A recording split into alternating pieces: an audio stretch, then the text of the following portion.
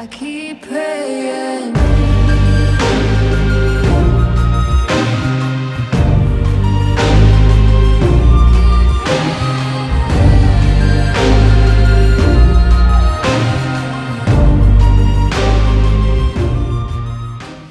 오늘 이 설교를 준비하면서 제가 문득 떠오른 단어와 이미지가 있어서요. 혹시 이런 걸 판매하나 싶어서 쿠팡에다가 얼른 이렇게 쳐봤어요. 그래서 예뻐 보이는 해서 비읍까지 썼는데 자동 완성으로 딱 단어가 뜨는 게 예뻐 보이는 거울 이렇게 뜨더라고요. 그래서 이런 제품을 실제로 판매하는구나라고 해서 들어가서 보니까 별것도 없어요. 조명 하나 더 달린 거, 아니면 좀 이렇게 약간 이렇게 굴곡져가지고 얼굴을 좀 이렇게 날씬하게 보이게 하는 아니면 몸을 좀 날씬하게 보이게 하는 이런 종류의 약간의 꼼수가 있는 그런 제품을 예뻐 보이는 거울이라고 이렇게 판매를 하더라고요. 그런데요, 우리가 다들 알고 있죠. 거울이 문제가 아니죠. 거울이 문제가 아니라는 사실을 우리는 다 알고 있습니다. 그럼에도 불구하고 그런 워딩을 통해서 제품을 찾고 구매하려고 하는 이유가 무엇일까요?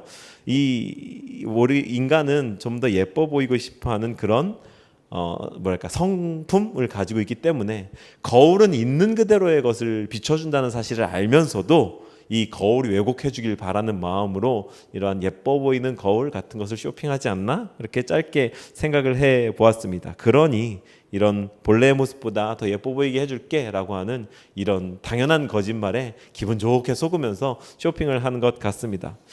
그런 측면에서요, 아마도 성경은 무척 정직한 거울과도 같다라고 할 수가 있겠습니다. 성경을 읽으면 읽을수록 우리의 모습을 있는 그대로 비추어주죠.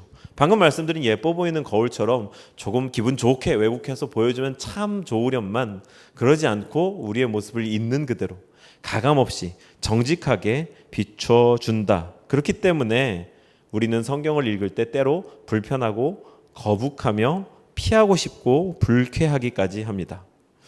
우리 오늘의 본문 18절을 한번 화면을 보고 읽어볼까요? 18절 함께 읽어주시죠. 시작. 하나님의 진노가 불의한 행동으로 진리를 가로막는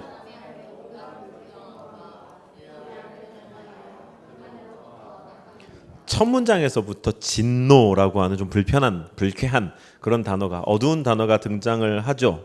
그리고 하나님의 진노가 타겟을 두고, 특별히 여기에 이렇게 겨냥하여라는 단어가 나오니까 우리가 눈에 딱 들어오죠. 타겟을 두고 하나님의 진노가 임하는데 그 타겟이 무엇이냐? 사람의 온갖 불경건함과 불의함.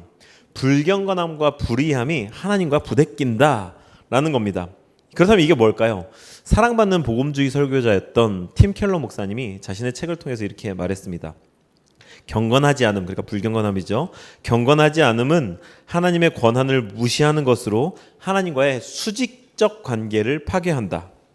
불의는 사랑, 진리, 정의 등에 대한 인간의 권리를 경시해서 이웃과의 수평적인 관계를 망가뜨린다. 다시 말해 하나님을 사랑하고 이웃을 사랑하라는 예수님의 가장 큰 두 가지 계명을 위반한 것이다. 너무 명쾌한 정의죠. 불경건함과 불의함은 이 십자가를 깨뜨리는 겁니다. 하나님과의 수직적인 관계, 이웃과의 수평적인 관계를 깨뜨림으로써 예수님이 우리에게 주셨던 지상 대명령, 하나님을 사랑하고 이웃을 사랑하라라는 이 계명을 정면으로 위반하는 셈이 되는 거죠. 세 번이 무척 센스 있게도 겨냥한다라고 표현한 것은 참 적절한 선택이었다고 보입니다. 그렇다면 인간은 이 불경건함과 불의함을 통해서 이 두 가지 관계를 깨뜨렸다면 이게 그렇게 심각한 일인가? 이 자체로도 무척 심각한 일입니다. 그런데 한 발 더 나아가서 인간이 이 사실을 알면서도, 이러한 효과를 알면서도 이러한 일을 저질렀다라는 것이 더 크고 중요하고 심각한 문제로 이 문제를 대두시키는 이유라고 할 수 있겠습니다. 이것을 깨뜨린 당사자인 인간은 알면서도 그랬다는 건데요. 우리 본문을 19, 20절을 또 화면을 보고 한번 볼까요? 한번 읽어주시죠. 시작. 하나님을 알 만한 일이 사람에게 환히 드러나 있습니다. 하나님께서 그것을 환히 드러내 주셨습니다. 이 세상 창조 때로부터 하나님의 보이지 않는 속성, 곧 그분의 영원하신 능력과 신성은 사람이 그 지으신 만물을 보고서 깨닫게 되어 있습니다. 그러므로 사람들은 핑계가 될 수 없습니다. 이미 인간에게는 하나님을 감각할 수 있는, 인식할 수 있는 그런 감각이 있다고 19절이 말하고 있습니다. 인간만이 가진 고유한 특성인 거죠. 사람은 신을 인식할 수 있습니다. 우리는 때때로 동물에게서도 지능을 찾아볼 수 있습니다. 이렇게 무리지어서 생활을 하고, 그리고 그 중에서 리더격 되는 녀석은 어쩜 저렇게 신박하게 행동을 하는지, 또 돌고래, 문어 같은 녀석들 보면은 또 되게 정말 머리가 좋잖아요. 그런 걸 보면 동물에게도 지능이 있구나라는 것을 봅니다. 그러면은 지능은 인간에게만 축복된, 인간에게만 허락된 것은 아니겠구나라는 것을 알 수가 있죠. 그리고 또 무리지어서 생활하면서 리더가 있기도 합니다. 그러면 이렇게 군집 생활도 공동체를 이루는 것도 인간에게만 허락된 특성은 아니겠구나라는 생각을 또 하게 되죠. 어디 이뿐입니까? 주인을 잃고 흐느끼는 반려견, 이런 이야기 스토리는 우리가 흔히 접할 수 있죠. 다큐멘터리나 뭐 그런 데에서. 그렇다면 감정도 이들이 어느 정도 느끼는 것 아닌가라고 하는 짐작도 해봅니다. 그렇다면 도대체 인간의 고유한 특성은 무엇일까? 생각해 보니 우리는 우리의 반려견 몇 마리들이 모여서 자, 우리 지금부터 주님을 경배합시다. 이렇게 하는 모습을 보지는 못한 것 같아요. 그죠? 그리고 그들이 영혼을 추구한달까? 하나님을 인식한달까? 사실 우리가 좀 그렇게 생각하기는 좀 무리가 되는 것 같습니다. 프랜시스 셰퍼가 이렇게 말했죠. 우리 풍삼첫 하신 분들 들으셨겠지만 인간과 동물을 구분짓는 결정적인 것이 바로 이 초월에 대한 초월의 인식, 즉 신이라고 하는 것을 감각하는가, 추구하는가, 인식하는가, 그리고 그것을 바라보는가. 우리의 선조들을 봐도 이것을 우리가 쉽게 떠올릴 수 있습니다. 하늘도 무심하시지. 귀신은 못하나 저런 놈 안 잡아가고, 그리고 저 망할 놈, 벼락 맞아 죽을 놈, 이러한 종류의 한탄들은 우리가 어떤 초월적 존재에 대해서 인식하고 있다는 것, 심지어는 그가 우리의 이생에 어느 정도 개입하기를 바란다라고 하는 기대가 있다는 걸 엿볼 수 있는 그런 종류의 표현들 아니겠습니까? 또 장엄한 자연 광경 앞에 서본 적 있으십니까? 그러한 곳에 가면은 대자연 앞에 서면 우리가 얼마나 작고 보잘것없는 존재인지가 느껴지죠. 저는 개인적으로 일전에도 한번 말씀드린 적이 있습니다만 그랜드 캐년 앞에 가서 보았을 때 정말 압도당한다라는 말이 어떤 말인지 경험했었습니다. 정말 인간은 작구나, 보잘것없구나. 그리고 이건 어떻게 이루어진 걸까? 여러 가지 과학 이론으로 설명할 수 있겠지만 하나님의 솜씨가 그것에서 확 느껴지면서 나는 정말 작고 할 수 있는 것은 미미하구나라고 하는 그 경외감이 드는 경험을 해본 적이 있거든요. 아마 대자연 앞에서 그런 경험을 해본 분들 이 자리에 계실 거고요. 이것은 신앙을 막론하고 모든 이들에게 주어지는 경험 아니겠습니까? 대자연 앞에서 자신의 작음을 인식하고 뭔가 초월적인 존재에 대한 막연한 두려움을 느끼는 것, 경외감을 느끼는 것, 그것은 우리가 신을 감각할 수 있다는 방증이기도 하겠습니다. 본문 19절에서 말한 사람에게 환히 드러나 있는 하나님을 알만한 일들 가운데 하나다라고 할 수 있겠습니다. 이제 21절을 함께 읽어볼까요? 21절 읽어주시죠. 시작. 사람들은 하나님을 알면서도 하나님을 하나님으로 영화롭게 해드리거나 감사를 드리기는커녕 오히려 생각이 허망해져서 그들의 지각 없는 마음이 어두워졌. 하나님을 인식할 수 있음에도 불구하고, 알 수 있음에도 불구하고, 그럼에도 불구하고 하지 않고 생각이 오히려 허망해져서 지각 없는 마음이 어두워졌다. 그리고 가장 중요한 두 가지 관계를 파괴했다. 그 결과 어떻게 됐나요? 22절 계속해서 읽어주시죠. 시작. 사람들은 스스로 지혜가 있다고 주장하지만 실상은 어리석은 사람이 되었습니다. 저를 한번 봐주실까요? 우리 교회에 특별히 교육에 종사하시는 분들이 많이 계세요. 제가 설교를 이렇게 작성하면서 생각해 보니까 좀 특별하더라고요. 우리 교회 교육에 종사하시는 분들이 많이 계신데 그분들과 사담을 자주 나누기도 하고 또 우리가 이렇게 풍삼초첫 이렇게 훈련하고 하면서 여러 가지 이야기들을 나누면서 보니까 학생들 중에 어떤 학생이 좀 표현이 좀 그런데 안 좋은 학생일까를 나눴던 대화들을 바탕으로 또 저 개인적인 경험을 바탕으로 상식을 바탕으로 생각을 해보니까 자기가 부족하거나 안 좋다라고 하는 그런 사실 자체를 인정하지 않는 학생이 좀 이렇게 좀 어려운 학생인 것 같아요. 인정하지 않으면 좀 다행일까요? 자기가 잘났어요. 최고야, 내가 정답이야, 이러는 애들은 정말 우리말로 좀 답이 없는 그런 학생인 거죠. 뭐 성적이 좀 나빠도 괜찮아요. 뭐 좀 몰라도 괜찮아요. 겸손하고 알아가려는 태도가 있으면 개선의 여지가 있어서 좋은 학생일 텐데, 성적이 아무리 좋아도 자기가 맞다고 고집하고 인정하지 않으면 그 학생은 조금 개선의 여지가 없기 때문에 어려운 학생 아닐까? 선생님이 볼 때 한참 멀었고 택도 없지만 스스로 난 다 알고 있어, 내가 알고 있는 이 방법이 맞아, 난 이대로 풀 거야, 내가 이대로 살아가는 것을 고수할 거야 라고 하는 것은 선생님으로 하여금 낙심에 빠지게 만들기 딱 좋은 그런 학생인 거죠. 그런데요, 성경이 말하는 우리의 상태가 꼭 그렇다라고 하는 겁니다. 우리는요, 만족하면서 살고 있습니다. 그런데 사실 만족하면 안 되는 상태인 거죠. 곤란에 빠져 있는 게 우리의 상태인 겁니다. 당근이죠. 그 요즘 시대에 왜 우리가 복음을 전하기 어려운지 아시나요? 우리 시대가 너무 잘 살기 때문에 우리는 복음을 전하기가 어렵습니다. 만족스럽거든요. 자기가 처한 곤란이 뭔지 인정도 안 되고 뭐 별로 공감이 안 되거든요. 이런 종류의 이야기를 하면 피곤할 뿐입니다. 내가 뭐가 그렇게 어렵다고, 내가 뭐가 그렇게 나쁘다고, 내 상태가 뭐가 그렇게 안 좋다고, 요만큼이면 됐어, 경제적으로도 내가 뭐 엄청난 부자는 아니어도 난 만족해 라고 하는 사람들의 거짓 만족, 그렇죠, 거짓 만족이 사람들의 눈을 가리고 있어서 자기가 복음이 필요한 상태인지를, 구원이 필요한 상태인지를, 이 자리에서 건져져야 하는 낭패에 당한 상태인지를 인식하지 못하도록 만드는 그런 눈이 가려져 있는 상태입니다. 그게 딱 우리의 상태인 거죠. 스스로 지혜가 있다고 주장하지만, 만족하다고 주장하지만 실상은 어리석고 낭패와 공경에 빠져 있는 사람, 이게 인간의 실존입니다. 그렇게 낭패에 빠져 있는 인간이 어떤 일을 저지르는가 23절이 말해주죠. 23절을 함께 읽어보겠습니다. 시작.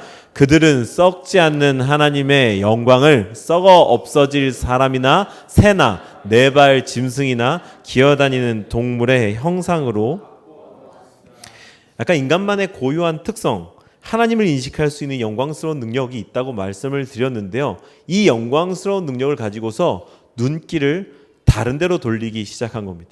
하나님만 바라보고 하나님을 인식하면서 하나님을 추구하고 하나님을 경배해야 될 인간이 자기가 지금 만족스럽다, 괜찮다라고 하는 거짓말에 속아서 눈이 가리워지니까, 하나님보다 더 괜찮은 게 있을 거야 라고 하는 거짓말에 속다 보니까 하나님이 아닌 것을 추구하면서 자기가 인식하는 어떤 신성, 자기가 인식하는 어떤 영혼을 향한 갈망이 하나님 아닌 데로부터 올 수 있다라고 하는 데까지 이르게 되는 겁니다. 인간은 다른 것에서 하나님의 영광을 찾기 시작했고, 바울 당시의 로마 사회에서는 이것이 방금 말씀에서 목격된 어떤 인물, 새, 네 발 짐승, 기어다니는 동물의 형상이라고 표시된 어떤 것들이었습니다. 누가 봐도 우리의 상식 속에 우상이라는 단어로 이렇게 정리되어지는 그러한 것들이 하나님의 영광을 빼앗아 버렸죠. 하나님께 드려야 할 가치와 존경, 사랑을 다른 것에 쏟아붓기 시작한 건데요. 근데 이것들은요, 그냥 단순히 마음에 드는 것 정도, 아니면 뭐 그럴싸해 보이는 것 정도여서 이들이 숭배하고 우상으로 섬겼던 것이 아니라 영향력이 실제적이고 대단했던 것들이거든요. 바울이 들었던 이 네 가지 예를 한번 살펴보도록 할게요. 우리가 이 본문을 받으면서 로마서를 손에 들고 읽고 있을 그때 당시의 성도들의 풍경을 좀 상상해 볼 필요가 있겠습니다. 오늘날의 우리가 아니라 그때 당시의 성도들의 풍경. 바울은요, 직접 표현하지 않고 약간 뭔가 한번 좀 애둘러 말하는 듯한 표현으로 어떤 인물, 새, 이런 종류의 표현으로 바꿨었는데, 그게 뭐였을까요? 그 바울 당시의 로마 교회 성도들은 대번에 알아들었을 겁니다. 썩어 없어질 사람, 하나님의 영광을 가로채버린, 그리고 인간들이 그 하나님께 드려야 할 영광을 돌려서 드린 썩어 없어질 인간이 누구를 말할까요? 황제를 말하는 겁니다. 황제. 당시 황제는요, 제가 몇 주 전에도 자세히 말씀드렸던 것처럼 신으로 추앙받고 있는 존재였고, 스스로가 신으로 추앙받는, 그래서 추앙하도록 조장하는 그런 존재였습니다. 하나님의 영광이 그에게 돌아갔다는 거죠. 왜? 이 땅에 권세를 잡고 있으니까. 그를 경배하면, 그의 눈에 잘 보이면 이 세상에서 출세길이 트이니까. 그러니까 그가 하나님의 영광을 가로채서 가져가고 있었습니다. 하지만 바울은 분명하게 말하죠. 그도 썩어 없어질 사람이다. 새는 뭘까요? 이집트의 신 호루스로 보여집니다. 하늘, 왕권, 권능을 상징했던 당시의 이 이집트의 이 수호신과도 같은 그런 존재. 짐승은요, 황소 형상을 하고 있었던 이집트의 신 아피스를 비롯해서 힘을 상징하죠. 부요를 상징하죠. 번영을 상징하죠. 포세이돈, 헤라클레스 등을 상징하는 사자, 곰 등이 아마 여기에 이렇게 필적하는 그런 상징이었을 걸로 보여집니다. 당시 헬레니즘 문화권에서 숭상되던 우상이었거든요. 그리고 바닥에 기는 짐승, 바닥에 기는 동물은요, 뱀, 이집트의 코브라로 이렇게 추정되어집니다. 로마의 가정 수호신도 뱀이었다고 하고요. 지금 바울은 무척 실제적인 예를 든 겁니다. 그때 당시 사회상 속에서 이것이 우리를 지켜줄 거야. 이것이 눈에 보이는 것으로서 이런 영험함을 지니고 있어. 황제의 눈에 잘 보이면 우리의 이생에서의 삶이 축복받을 거야. 좀 더 출세하게 될 거야. 그러니 출세, 성공 가도에 나도 좀 올라타야겠어. 그 황제를 숭배하기만 하면 돼 라고 했던 것들, 당시 사회에 상당한 영향력을 미치는 것들. 그래서 정말로 당시 사람들은 이것을 섬기면서 숭배했는데요. 문제는 오늘날의 우리들이죠. 오늘날 우리는 이 말씀을 받으면서 이렇게 자세하고 긴 부연 설명을 드려도 우리가 지금 집에 이집트의 호루스를 갖다 놓던가 이러지는 않고 있으니까 그때 사람들이 그랬나 보다라고 하는 정도로 그냥 딱 덮어두기 쉬운데요. 우리가 지금 이 시대에도 인물, 새, 짐승, 동물의 형상과 같은 것들을 어떤 것으로 섬기고 있는지, 무엇으로 대체해 두는지 거기에 우리의 생각이 미쳐야 할 겁니다. 이런 것들을 우리가 다소 미개하게 취급하는 시대에 살고 있으니까 이건 문제가 되지 않는데, 문제는 우리가 그것을 옛날 얘기처럼 치부하면서 오늘날에 우리는 안 그런다라고 안심하고 있는 것이 문제라는 거죠. 우리가 오늘날 뭘 이것처럼 섬기고 있을까요? 뭐가 우리에게 황제와 같은 영향력을 미치고 있으며 뭐가 우리를 호루스처럼 우리를 지켜줄 거라고 그렇게 생각하고 있나요? 아주 많은 것들이 개인적인 차원에서 있을 수 있고 사회적인 차원에서 예를 들 수 있겠지만, 우리 정말 전 인류를 공통적으로는 아마 돈을 예로 들 수 있을 거라고 생각합니다. 돈은 정말 지금 이 시대에 당시의 황제와 같은 영향력을 끼치는 것처럼 보입니다. 돈이 많으면 저 바다 건너 미국에서처럼 막 선거에도 막 중요한 역할을 했다가 또 어떻게도 했다가 정말 인간의 많은 것들을 바꿀 수 있는 게 그야말로 돈 맞는 것 같습니다. 돈이 많으면 영향력도 커지고 할 수 있는 일도 많아집니다. 오늘날 정말 돈이 신이 된 시대가 맞는 것 같습니다. 돈만 있으면 다른 사람을 사기도 하고요. 인기와 명예, 존경을 사기도 합니다. 사람들은 보다 더 많은 돈을 벌기 위해 시간을 쏟아붓고 자신을 갈아 넣으며 그로 인해서 많은 돈을 보상으로 받으면 이걸로 만족한다라고 고백하기까지 합니다. 정말로 인간들은 돈의 노예가 된 것처럼 살아갑니다. 더 많은 에너지를 쏟아붓고 삶의 초점을 돈에 맞추고 돈 버는 데에 올인하죠. 그런데 여러분, 이제 조금 시각을 바꿔서 생각해 보시죠. 가치, 사랑, 시간을 쏟아부으면서 추구하는 것, 추종하는 것, 얻으려고 애쓰는 것, 이러한 행위들을 우리에게 익숙한 말로, 우리 그리스도인들에게 익숙한 말로 뭐라고 하는지 아시나요? 예배라고 합니다. 예배. 우리의 시간과 에너지를 들여서 가장 소중한 것을 추구하는 것, 예배. 물론 돈은 우리 삶을 윤택하게 해주고요, 많은 부분에서 우리를 자유롭게 해줄 수 있습니다. 하지만 문제는요, 하나님을 대체하는 수단으로 이 돈을 삼고 있다라는 겁니다. 우리는 돈을 예배하고 있는지도 모르겠습니다. 그런데 성경이 돈에 대해서 뭐라고 말하나요? 혹시 일만하게 뿌리 이런 단어를 떠올리신 분 있다면 훌륭하십니다. 성경을 많이 읽으신 분이에요. 일만하게 뿌리. 성경에 분명히 그렇게 등장합니다. 그런데 반은 맞고 반은 좀 애매한 거죠. 디모데전서 6장 10절은요. 돈을 사랑함이 일만하게 뿌리가 되나니 라고 말하고 있습니다. 돈이 문제가 아니라 돈을 사랑하는 마음, 즉 돈을 추구하고 예배하는 우리의 거기에 가치를 실은, 하나님을 대신해서 돈을 갖다 두는 우리의 죄성. 어쩌면 돈은 가치 중립적인 것인지 모르겠습니다. 우리가 잘 관리하고 컨트롤하면 하나님께 영광을 올려드릴 수 있는 무척 강력한 도구일지도 모르겠습니다. 그런데 문제는 우리가 그것을 하나님인 양 예배하고 추구하고 있다는 거죠. 그 오염되어 있는 우리의 본성, 죄성. 어쩌면 우리에게 경제적인 풍요로움이 어떤 부자들처럼 허락되지 않는 이유는 우리가 그것을 지혜롭고 아름답게 하나님께 영광되게 다룰 수 있을 만큼 성숙하게 못하기 때문이 아닐까 생각도 해봅니다. 인간은 무언가를 추종, 숭배, 예배하는 본성을 가지고 있습니다. 제 주장이 아니고요. 방금 24절이 그렇게 말하고 있지 않습니까? 하나님을 알면서도 무시한 우리들은 결국 하나님만이 받으시기에 합당한 예배의 영광을, 경배의 영광을 다른 것들로 바꾸어 놓았습니다. 하나님을 대신해서 다른 것들을 예배하고 있는 거죠. 로마서를 써내려가면서 바울 사도가 이제 복음에 대해서 정리하고 정의한 후에 이 편지를 읽고 있는 이 로마 교회 교우들을, 그리고 우리 삶은 교회 교우들을 어쩌면 조금씩 코너로 몰아가고 있습니다.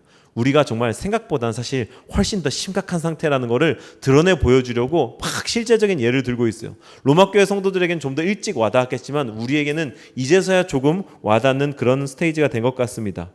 우리는 죄인이라고 하는 혐의, 어쩌면 협박 같은 걸 이 기독교 교회를 통해서 너무 많이 자주 받아온 터라 그 협박에 좀 익숙합니다. 당신은 죄인입니다. 아멘.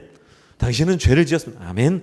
예, 전 당연하죠. 근데 주님이 용서해 주실 거예요. 어쩌면 너무 말랑말랑한 그런 하나님의 사랑에 우리가 익숙해져 있어서 죄인이라고 하는 그 선언이 너무 가볍게 여겨지는 것 같은데요. 여러분, 정말 이 제목처럼 우리의 상태는 생각보다 훨씬 심각합니다. 그리고 우리가 한순간도 주님의 은혜가 우리에게 비춰지지 않으면 우리는 우리의 원래 자리인 멸망으로 한순간에 되돌아버려도 이상하지 않을, 우리는 늘 주님께서 우리에게 베푸셨다고 하는 구원의 감격, 사랑의 감격을 누리면서 살아가지만, 그것에 감사하지만 사실 우리가 있어야 될 자리는 그 기쁨의 자리가 아니라는 걸 우리가 기억해야 됩니다.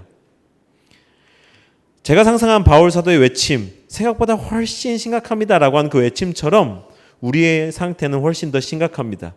이어지는 24절부터 28절은요, 이에 대한, 우리의 심각한 상태에 대한 하나님의 반응을 보여주는데요. 24절부터 28절까지를 함께 읽어보도록 하겠습니다. 23절부터 읽어주시죠. 시작. 그들은 썩지 않는 하나님의 영광을 썩어 없어질 사람이나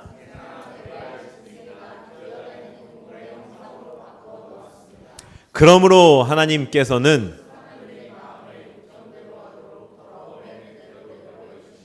서로의 몸을 욕되게 하였습니다. 사람들은 하나님의 진리를 거짓으로 바꾸고 영원히 찬송을 받으실 분이십니다. 아멘. 이런 까닭에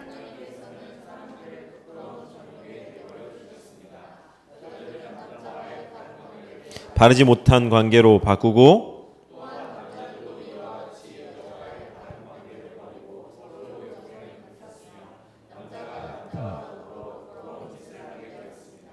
그래서 그들은 그 잘못에 마땅한 사람들이 하나님을 인정하기를 싫어하므로 하나님께서는 사람들을 내버려 두셔서 해서는 안 될 일을 하도록 놓아두셨습니다.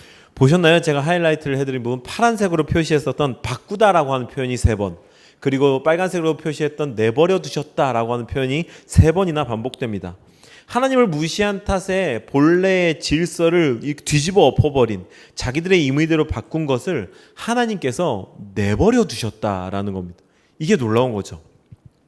하나님을 제거하려는 반역은 하나님의 영광을 우상으로 바꾸었고 진리를 거짓으로 바꾸었으며 남녀의 바른 관계를 바르지 못한 관계로 바꾸었습니다. 그리고 주님은 이를 내버려 두셨습니다. 우리 개신교인들의 윤리 그리고 신앙도덕성에서 무척 중요한 주제 중에 하나가, 또 오늘날의 사회 현실 속에서 더 주목받는 주제가 동성애죠. 이 본문은 동성애에 관한 이 직접적인 언급이 나와 있기 때문에 이 본문을 다루는 오늘 이에 관한 이제 이 우리 교회 그리고 담임 목사님 저의 입장을 언급하지 않을 수가 없겠습니다. 사실 개신교회로서 이러한 언급을 해야 한다는 게 진짜 아이러니하고 서글프기까지 한 현실인데요.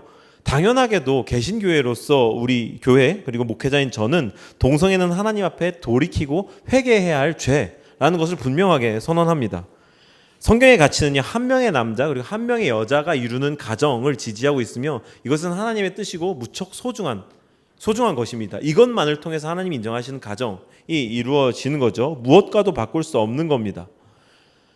하지만 이와 동시에 저는 이것이 정쟁의 도구가 되고 어떤 무차별적인 혐오로 이어지는 것 또한 반대하고 걱정하고 우려합니다. 동성애자들은 우리가 회복을 위해서 기도하고 품고 도와야 할 우리와 같은 죄인 인 거죠. 너 동성애자니까 여기서 떠나, 나가. 이것은 옳지 않습니다. 그를 품고 회복할 수 있도록 도와야 하는 것. 그가 경험하고 있는 상처에 대해서 깊이 치료에 닿을 수 있도록 우리가 기도하고 품어야 되는 게 하나님께서 생각하시는 사랑, 그리고 그를 죄인을 품는 사랑이라고 생각합니다. 혹시라도 이 본문을 다루면서 제가 이런 방구 언급도 없이 그냥 지나가면, 워낙 저 지난 주일에 그 지방회 갔다가, 지방회 가니까 선배 목사님들 만나잖아요. 근데 좀 저랑 연배 차이가 많이 나는 선배님이랑 이렇게 식사를 마주 앉아서 같이 했는데, 그분이 이제 제가 청바지를 입고 있는 걸 보시고서 이제 되게 오늘 예배 마치고 뭐 쉬다 왔나봐, 이렇게 쉬다 왔나봐 이러셨어요. 그래가지고 아니, 예배 마치고 곧바로 왔습니다. 그래서 저를 위아래로 이렇게 몇 번 쳐다보셨어요. 그게 뭘 얘기합니까? 이렇게 제가 워낙 자유분방하게 하고 다니니까. 그러니 이런 본문을 만났는데, 제가 어제 원래 이거 안 썼는데 마지막에 한번 퇴고하면서 내가 이 얘기를 안 하면 이것도 이상하게 생각할 수가 있겠구나라고 하는 오늘날의 이 현실이 좀 서글픈 거죠. 당연합니다. 성경을 쫓는 우리 개신교인들, 특별히 프로테스탄트, 우리 침례교인들은 성경의 사람들이라고 스스로 이렇게 별명을 붙였거든요. 그러니 우리가 추구하는 가치가 그와 동일한 것이 맞는데, 언급하지 않으면 저 주일날 청바지 입고 다니는 목사가 동성애 언급도 안 하고 넘어가나 이럴까봐 설교 원고가 반 페이지나 늘어났는데, 제가 그 리스크를 감수하고 굳이 썼습니다. 하여튼 여러분들에게 이해가 있었으면 좋겠다라고 하는 그런 생각을 하고요. 같은 얘기가 나왔으니까 같은 차원에서 저는 좀 이단 신천지에 대해서도 마음 한편에 좀 근심이랄까, 우려, 걱정 같은 걸 좀 가지고 있어요. 제가 예언 하나 할까요, 여러분? 이만희는 죽습니다. 그죠? 반드시 죽어요. 이만희는 반드시 죽는데, 이 얘기를 왜 하냐면요, 신천지의 지금 교리가 뭐 바뀌었다라고 하는데 어떻게 바뀌었는지 모르겠는데, 아직 저한테는 알려지지 않아서, 이 신천지의 예전 교리 속에서는 자기네들은 육체 영생해야 되거든요. 이만희도 육체 영생해야 됩니다. 근데 지금 90이 넘었잖아요. 얼마 안 남았다라고 생각을 하고, 자기들끼리도 내부적으로 이것을 교리를 바꾸는 그런 작업을 이미 완료했다라고 합니다. 그런데 순진한 사람들이 있을 거 아니에요. 그 속에서도 비록 미혹되어서 속았지만, 그래서 자기네들이 처음에 교세가 작을 때 우리는 14만 4천 명이, 계시록에 나오는, 여러분들 큐티 하시잖아요. 14만 4천 명이 차면 우리는 새 이스라엘이 될 거야, 새 언약의 백성이 될 거야, 이러면서 자기들이 구원받을 거라고 그렇게 생각했거든요. 14만 4천 1번째 되는 사람 어떻게 됐을까요? 지금 14만 4천 훨씬 넘어갔는데, 신천지가 좌우간 곧 이만희가 죽으면 그 교리가 틀림이 발견될 거고, 여기에서 오는 충격 속에 이탈하는 사람들도 있을 것이라고 충분히 짐작되어지죠. 그런데 그들이, 우리가 한 20여 년 동안 신천지에 되어 왔으니까, 그들이 신천지는 거짓말이었어, 내가 어릴 때 다니던 교회로 돌아갈래, 아니면 기성교회 정통교회로 돌아갈래 라고 마음 먹었을 때, 그들이 신천지 교인이었다는 사실을 알면 우리가 받아들이기가 과연 쉬울까? 지금 같은 분위기 속이라면 그들이 돌아올 수 있도록 뭔가를 마련해야 하는 게, 그냥 이 작은 교회로서는 너무 어려운 일이지만, 감히 교계를 언급해서 홍보합니다만, 우리 개신교회의 숙제처럼 여겨진단 말이죠. 그래서 제가 주일날 꼬박꼬박 새 가족들이 있을 때, 우리 교회는 이런 교회입니다, 신천지나 하나님의 교회 같은 이단의 방문은 거절하지만 탈출을 원하시면, 탈퇴를 원하시면 전문 상담기관에 연결해 드리겠습니다 라는 언급을 꼬박꼬박 하는 거거든요. 우리가 품어야 될 사랑의 색깔은 동성애자들에 대해서도 그렇고, 이 이단들에 대해서도 그렇고, 그 어떤 이 주님의 성품에 맞는 그런 색깔을 찾아야 한다는 거죠. 이 본문을 만난 김에 사족을 한번 길게 달아보았습니다. 다시 본문으로 돌아와서 우리의 생각을 정리해 보시죠. 우리는요, 정의로운 하나님께로부터 즉각적인 심판을 기대하기도 합니다. 무슨 말인가요? 천인공노할 짓을 저지른 어떤 범죄자들이 당장 벼락을 맞아 죽는다든가, 비참한 최후를 맞이한다든가, 나를 억울하게 만든 사람이 요즘 말로 참교육을 당한다든가, 이러면 시원함을 느끼죠. 그리고 그런 일이 벌어졌으면 좋겠다, 그런 심판이 있었으면 좋겠다라고 그렇게 기대합니다. 하나님의 즉각적인 심판이 있기를 은근히 기대한다는 거죠. 우리가 갖고 있는 그런 도덕의식 속이라면, 선하신 하나님, 공의의 하나님, 의로우신 하나님이라면 죄인들에 대해서 벌해야 돼. 근데 나는 죄인이라고 하는 카테고리에서 슥 빠져나와가지고, 하나님은 죄인을 멸하셔야 돼, 주님 우리를 구원하셔서 감사합니다, 이렇게 이분법적으로 생각하기 쉬운데요, 우리가 대부분 그런 경험을 하지 못하죠. 하나님이 즉각 사람을 이렇게 처벌하시거나 이런 경험을 하지 못하면서, 우리도 조금씩 우리의 바운더리를 양보해서 아주 작은 죄, 조그마한 죄, 이런 것들을 남겨놓으면서 하나님이 이 정도는 좀 허용해 주시지 않나? 라고 하면서 조용히 자기만의 회색지대를 만들어서 거기에 숨겨놓기 시작합니다. 그런데요, 그것이 하나님의 자비하심으로 기다려주시는 것이면 좋겠습니다. 그런데 오늘 본문에 언급한 하나님의 내버려 두시는 종류의 심판이라고 한다면, 하나님의 외면 내지는 우리가 죄를 짓는 그 죄성의 추구가 극에 달아서 하나님이 내버려 두신 것이라고 한다면, 우리는 이 두 가지를 구별할 수 있을까요? 하나님의 자비인지 내버려 두신 것인지. 사랑하는 여러분, 저는 우리의 삶에 나타난 깨어진 모습들이 그 자리에서 곧바로 임하는 불리하게 심판을 받지 않는 이유가 하나님의 기다리심인지 아니면 내버려 두심의 심판인지, 저는 그걸 구별하기가 어렵습니다. 하지만 오늘 우리가 만난 본문에 따른다면 적어도 우리가 마주하고 있는 깨어진 세상의 실상들은 내버려 두심의 심판의 일부일 확률이 훨씬 더 많아 보입니다. 그리고 우리 개인의 삶 속에서 우리가 경험하고 있는 그 작은 회색지대가 내버려 두심의 종류인지 아니면 주님이 돌아오라고 안타깝게 기다리고 계시는 종류인지 저는 몰라도, 남은 몰라도 나는 알 겁니다. 나는. 우리 이제 29절부터 32절까지를 살펴보면서 내버려 두신 가운데서 행하는 사람들의 죄의 열매, 그게 어떤 것인지를 한번 보시죠. 함께 읽어봅니다. 시작. 사람들은 온갖 불의와 악행과 탐욕과 적의로 가득 차 있으며 수군거리는 자요, 중상하는 자요, 하나님을 미워하는 자요, 불손한 자요, 오만한 자요, 자랑하는 자요, 악을 꾸미는 모략꾼이요, 부모를 우매한 자요, 신의가 없는 자요, 무정한 자요, 무자비한 자입니다. 그들은 이와 같은 일을 하는 자들은 하나님의 공정한 법도를 알면서도 자기들만 이런 일을 하는 것이 아니라 이런 일을 저지르는 사람을 두둔하기까지. 마지막에 보셨나요? 자기 스스로에 대해서 죄에 관대해지기 시작하면, 자기가 낭패를 겪은 사람이라는 인식이 흐려지기 시작하면 자기만 죄에 빠지는 게 아니라 이런 일을 저지르는 사람을 그냥 두기도 하고 심지어 두둔하기까지 하는, 옮아가기도 하고 전염시키기도 하며 이것이 확대되어져가는, 모두가 다 공경에 빠지는, 모두가 최악으로 치닫는 그런 결과를 가져오게 되는 겁니다. 이제 설교를 마치려고 합니다. 우리가 방금 읽은 이 본문의 마지막, 이와 같은 인간의 군상에 해당하지 않는 사람이 우리 가운데 누가 있을까요? 우리는 100% 이 군상에 해당합니다. 우리는 모두 다 이런 사람들, 답 없는 사람들입니다. 그런데요, 이처럼 우리가 당한 낭패를 하나님이 아시고 사랑하셨고 불쌍히 여기셔서 우리에게 먼저 손을 내미신 것이 성경이 이제부터 말하려고 하는 메시지입니다. 할렐루야. 폴 워셔라고 하는 목사님이 하신 설교가 무척 유명한데요. 그분이 이렇게 말씀하셨어요. 로마서는 1장부터 3장까지를 모든 인류를 정죄의 그늘 아래로 데리고 온다. 실제로 우리가 이제 계속 진행해갈 로마서의 이야기들 속에서 3장 20절까지는 인간이 얼마나 큰 낭패에 빠져 있는가, 너도 죄인이요 나도 죄인이요 하나님 앞에 죄인이 아닌 사람은 없다, 우리 모두가 다 죄인이다라고 아주 집요하게 추적해 들어갑니다.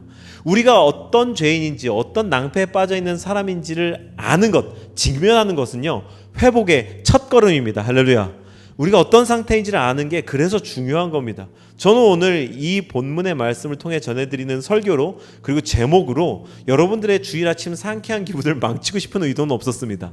하지만 여러분, 우리가 늘 얼마나 낭패에 처해 있는 존재인지를 자각하는 것으로부터 출발하는 하나님의 은혜, 그것과의 맞닥뜨림, 그냥 둬도 되는데 굳이 찾아오셔서 구원하신 예수 그리스도의 찾아오심, 그 사랑, 그것이 우리를 회복시킬 줄로 믿습니다. 그 큰 사랑에 대한 인식이 우리의 삶을 보다 더 아름다운 곳으로, 보다 더 나은 곳으로 이끌어 갈 것을 믿습니다. 그러니 우리의 낭패를 직시합시다. 내가 얼마나 하나님이 필요한 존재인지를 경험합시다. 나한테 의로운 구석이란 하나도 없다는 것을 매 순간 마주합시다.